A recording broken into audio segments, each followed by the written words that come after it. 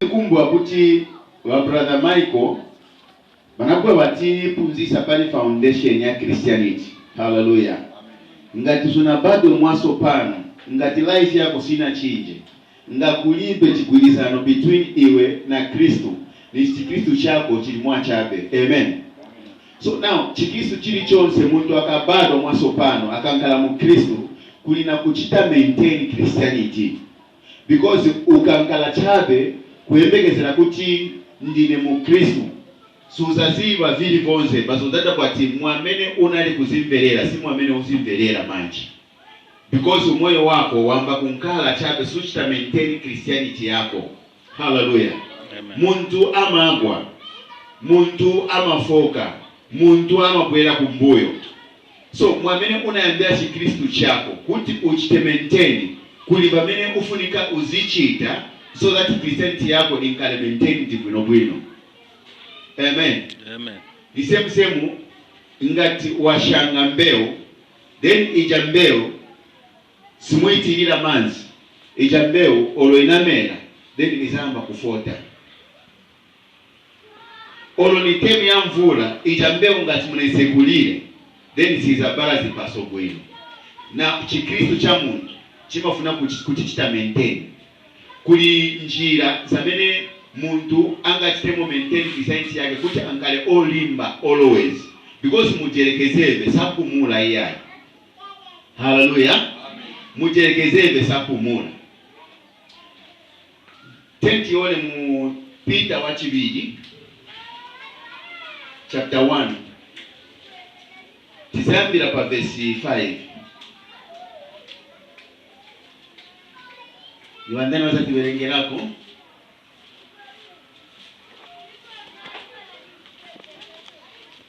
Wewe wazati werengerako. Okay.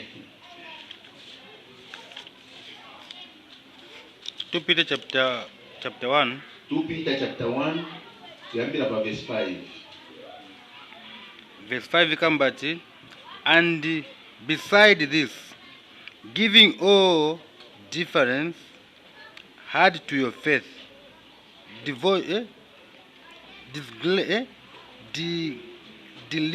diligence, add to your faith various and ni version mwanjio in King James. In King James. In NIV. Niwandani wana NIV. Again, nivelenga NIV. NIV kama kuti, for this very reason, make every effort to add to your faith goodness, and to goodness knowledge, and to knowledge self-control, and to self-control perseverance, and to perseverance godliness. 7. And to godliness mature affection, and to mature affection love. For if you possess those qualities in increasing measure, they will keep you from the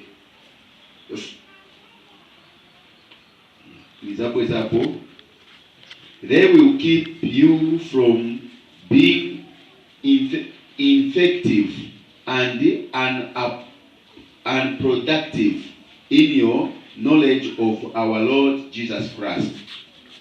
Amen. Hallelujah. Amen. So ayamau tilimbikisana chabe nibe mao yambi. So mu verse 5 yatuza kuti Christianity kuli zintu zina zamene muntu afunika achite kuti uyu muntu achite maintain Christianity yake. Then by verse 5 ituza kuti, for this reason make every effort to add your faith goodness. So faith chikulupiliro cha muntu aliyense chimafika pa kufeta. Chikulupiliro chili chonse chimafika pa kubwera kumbuyo. So now Bible tuza kuti pafunika pankala effort. Then i effort si muntu wina azankala nayo. Iwe mwine wake wa Chikristo. Iwe mwine wake wa Chikristo unkale na effort yo onjezera pa chikulupiriro chako. Number 1, uzaonjezera bwanji pa chikulupiriro chako nkala first muntu wamene uli wabwino kumenso y'abantu na kumenso kwa Mulungu. Hallelujah. Ukankala muntu wamene muntu akakuona uyu muntu ni wamushe mtima, uyu muntu ananzeru zabwino, uyu muntu ni wabwino na pamaso pa Mulungu wankala wabwino, uwadinga chikulupiriro mukati mwa iwe. Hallelujah. Amen. Hallelujah. Amen. Effort ifunika yankala yako paliponse pamene uli uganizira kuti nizankala muntu wa bwanji mankalidwe pa ziko la pansi na maendeleo pa ziko la pansi nifunika nankala muntu wa bwanji makambidwe ya bwanji mankalidwe ya bwanji maganizo ya bwanji zochita za bwanji. So mukuchita kwakoko uzaadinga chikulupiriro pamwamba pa chikulupiriro chamene uli nacho. Hallelujah. Goodness is adding a chikulupiriro pa chikulupiriro. Then number 2, it was a kuti and goodness knowledge. Chiziwiso. Chiziwiso mene wakamba pa ni chiziwiso cha mawe ya Mulungu. Iyi effort amene wakamba ndiwe mwine wako. Iwe mwine wake. Uchite unkale nayo effort ya kusakira kuti unkale na knowledge maningi pa mawe ya Mulungu. Knowledge chiziwiso cha kuziba Mulungu, chiziwiso cha kumuziba Kristo. Iwe weka unkale nayo effort mkati mwa iwe. Effort izakupushinga kuti at least uverengeko mawe ya Mulungu olo maverses ya 2 olo ya 3. Muni verses ayi. Effort ni kuchita mwa mpamvu iwe mwine wake. Not because wabusa wakamba, not because wayoda wakamba, not because wa secretary or chite akamba, but iwe mwine wake konse kwa mene ulili. Chinkale mkati mwa iwe kuyamba kusakira chiziwiso cha mawe ya Mulungu, chiziwiso cha Mulungu, knowledge about God, iwe mwine wake. Hallelujah. Wamba kusearchinga about God, kufuna kuti umuzili sise maningi kuchira mwamene umuzibira. David anakamba kuti mu prayer yake ya mu Bible akamba kuti Mulungu nifuna ine nikuzidi siseni maningi kuchira mwamene nikuzibirani. Iyo ni effort yake. But hapa Bible kutuza kuti na Mukristo aliyense palo wake chape afunika afunisisa na mtima wake wonse kuti amuzilisise Mulungu, azilisise mawe ya Mulungu. So now ngati effort yachiziwiso mkati mwawe kunkala kulibe, then uzapita ti Christianity yako iyamba kudrena pang'ono. Mwamene unali kupempelera uzale bati wachinja wapempelere wamba kupempera pang'ono. Amen. Chikulupiriro chamene unali nacho chidrena, then chipeza kuti chikuprocessa kwanji chamba kuchepa mkati mwaiwe. Hallelujah. Amen. Mawe amene unali kwanisa kulimbikisa abantu bena uta kwati masiku ano sukwanisa kulimbikisa muntu wena, kulimbikisa muntu wina chinyanja icho chimafuta. Hallelujah. Sukwanisa. Why? Unacho sapo effort iwe mwini wake. Wankala pa relax. Kilisani kisunga imentene ngati uli mu relax. Uza imentena ngati effort mukati mwaiwe searchinga knowledge about God, knowledge about the word of God, knowledge about Christ, kusearchinga mukati mwaiwe ngati kunkalapo, then uzaziba zambiri za Kristo. Because nazamene sunali kuziba kumbuyo uzaziziba. Amen. Amen. So you must search for knowledge about the word of God, about Christ himself. Amen. Hallelujah. Amen. Then ikamba kuti pa knowledge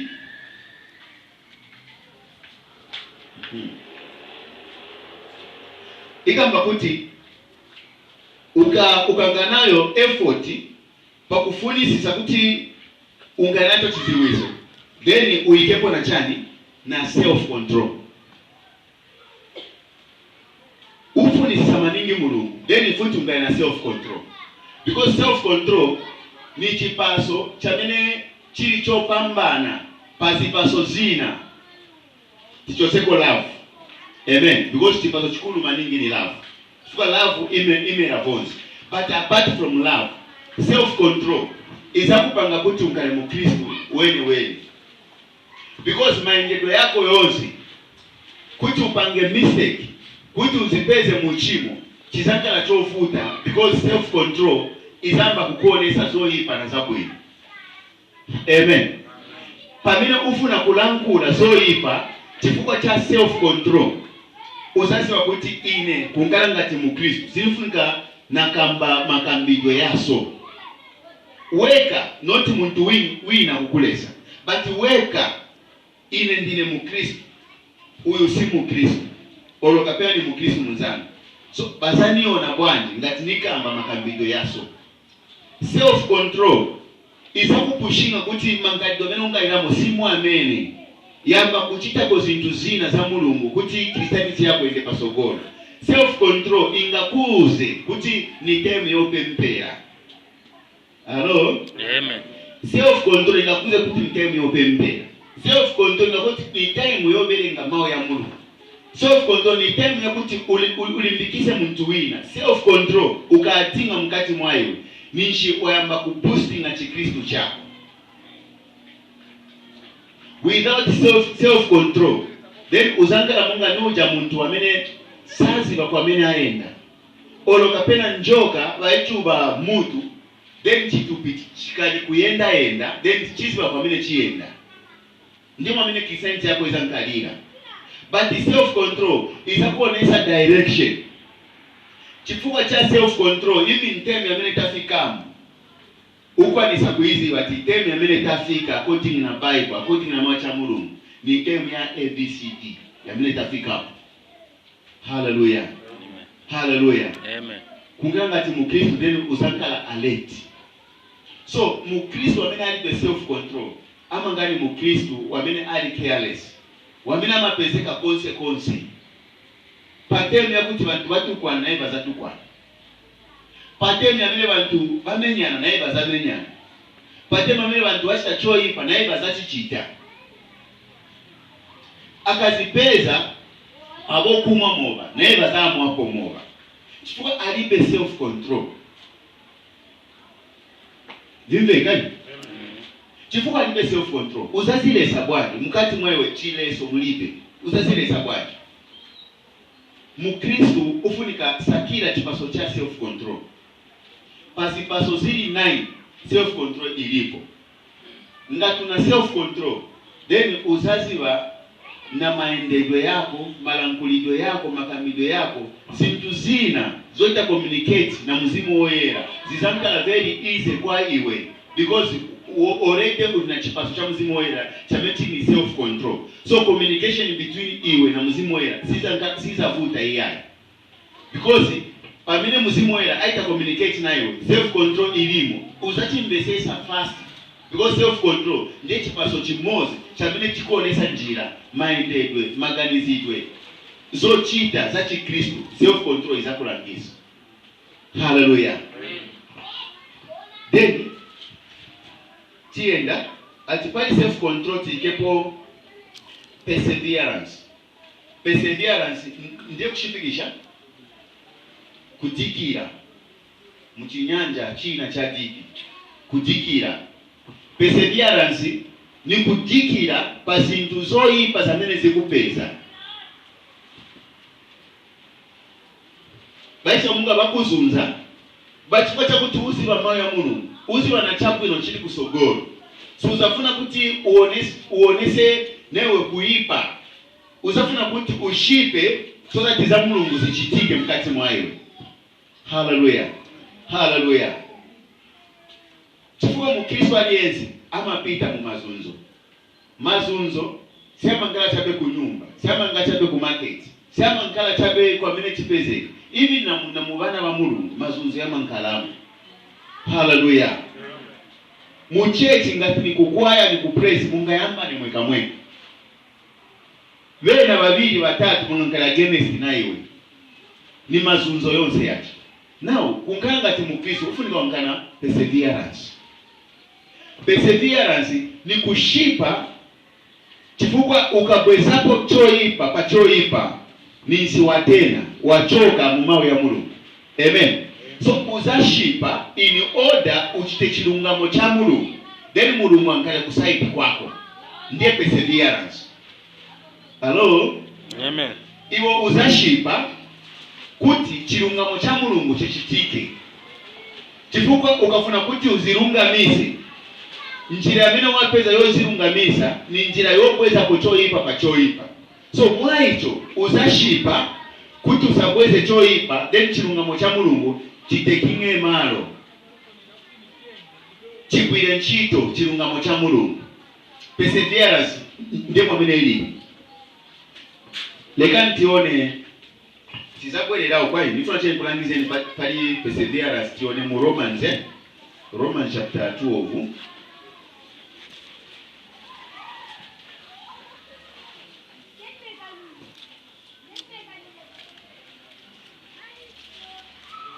Verse 17.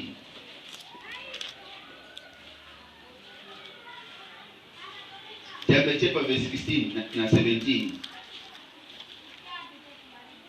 16 kama kuti live in harmony with one and another. Live in harmony with one another. Do not be proud, but be willing to associate with people of low position. Okay, hiyo ni zaidi jumpa 17. Do not repay anyone evil for evil, because to do what is right in the eyes of everyone. Or be careful to do what is right in the eyes of everyone. Nde 17. At do not repay. Sinagamba do not pay. Do not repay. Repay ni kubwezera. Mwani mesesa hii. Osa bwezera choipa pa choipa. Then at be careful. Be careful. Do not be careful to do what is right. Be careful. Uchitechamene chiri right pamenso pabantu bonse. Chiri chonse chamene chiri right. Nde chamene mu Kristo afunika zecha kwanje azichita.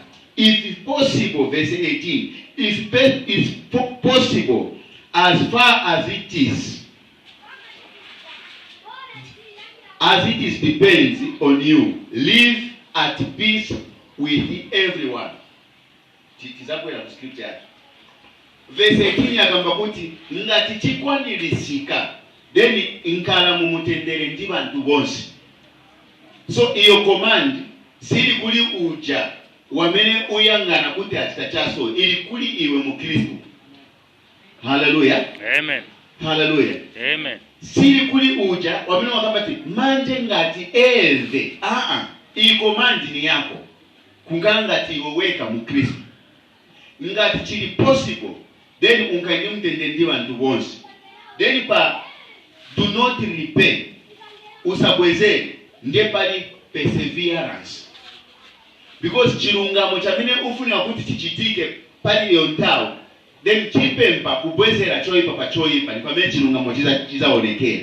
Now chilungamo echo sizangala cha Mulungu, zangala ni chako, but kwa Mulungu changani uchimu.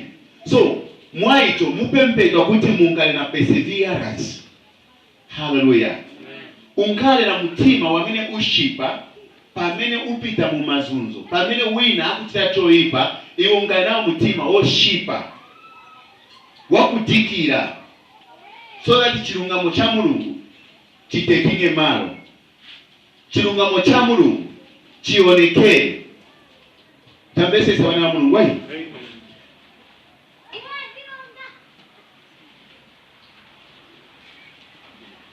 Then pali perseverance Bible tuzakuti tiadingepo na godliness. Godliness ni umulungu. Hallelujah. Godliness ni umulungu. Umulungu uonekere mkati mwayo. Meaning tikapezeka pa bantu bambiri bati mukristo azirika ti uyu ni mukristo. Mwamene ukambira, mwamene uganizira, mwamene uchitira zindu, mwamene mutima wako uliri, then mulungu azionekera mukati mwa iwe. Hallelujah. Vasiyanisa abantu bali 10 baone kuti bati uyu muntu olosazi ulula uyu muntu aliko different na bantu bonse bali ya. Mulungu aonekera mukati mwa uyu muntu. Uyu muntu ni mukristo. Sometimes bantu bena bambena kudauta tazibisa obviously ni pastor. Hallelujah. Bakuteko na mazina y'abantu bamene chikristo chamechonekera mukati mwayo bamukupasa bimazina. Umulungu wande kuonekera mukati mwayo. Not pali pose ukapezeka pali bakabova naye wangala kabova. Ukapezeka pa bantu bamene okay, bo jenda naye wakweramu. Ukapezeka pakati pa makadazi. Sinika pa makadazi bonse. Amen. Ukapezeka pa makadazi amene bazili kati abandye makadazi ntito yawo nyosunza abantu bena. Newe unkala umozo wayo. Ni Kristo chilipati. Hallelujah. Hallelujah. Wina aonesere umulungu mukati mwabe. Nikumbukira scripture inangu. Nicodemus. Wame Nicodemus anaenda usiku kuli Yesu Kristo. Inapeseka nishi Yesu anamwali. Madisefu benapita wabagwira. Then bamba kubasunza. Bafuna kubapaya. Nicodemus anayimirira. Ati kulingana na chiramulo chatu. Chima kamba ati simunga paye muntu mukalipo kumufunza mafunzo olo kumupitisa mu mafunzo muchiweruzo. Unless mumugwe na mulandu paye munga mupaye. Anapulumusa benapita. So anaonesa umulungu osiana na mafarisizi wonse. Banaesa ukabila anayi machabe Nicodemus. Aba bantu aba unless bapeza na mulandu. Then banasaka milandu na zipeze milandu then benapita anabapulumusa. So pa bantu bambiri anaonesera kuti uyu ni umuntu umozo amene abiliva mu kuli Kristo Yesu. Amen. Muntu umozo amene akulupira bamene dikamba benapita ni mwamene but aba banzanga aba bali against na bintu amene bili right. So nayo pakati kama Kristo umulungu onekere mwamene uchitira bintu mwamene wandolingena bintu olole mu business yako mwamene ungache honest mu bintu vonse umulungu zionekera chake. Then uzakustinga Christianity yako. Amen. Amen. Hallelujah. Amen.